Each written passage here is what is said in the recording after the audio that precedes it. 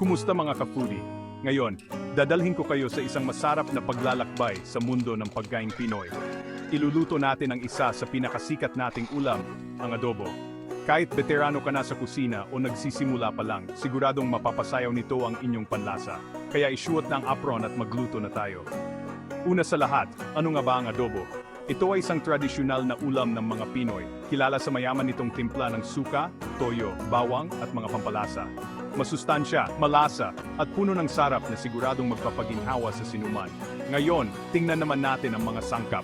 Kailangan natin ng manok o baboy kung ano ang gusto mo. Tapos, maghanda ng toyo, puting suka, maraming bawang, paminta, at dahon ng laurel. Yun lang. Mga simpleng sangkap na bubuo ng napakasarap na timpla. Simulan na nating magluto.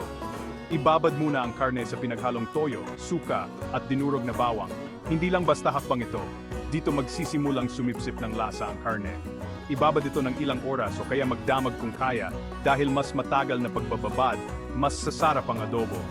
Sunod, sa isang mainit na kawali, igisa ang bawang hanggang sa magkulay golden brown pero hindi masunog. Ito ang magiging pundasyon ng ating adobo. Idagdag na ang inyong inatsarang karne kasama ang lahat ng pinagbabaran. Lagyan ng ilang dahon ng laurel at maraming paminta. Pakuluan ito at pagkatapos ay hinaan ang apoy at hayaang kumulo hanggang sa lumambot ang karne at ang sarsa ay lumapot at gumanda ang kulay.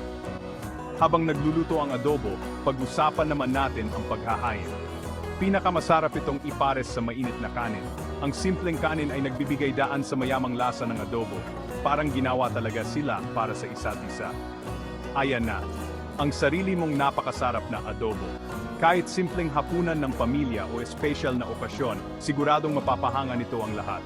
Ngayon, kung nagustuhan mo ang tutorial na ito at gusto mong matuto pa ng masasarap na recipe, huwag kalimutang i-follow ang Certeza Humor sa Facebook at mag-subscribe sa JRL TGTGF sa YouTube.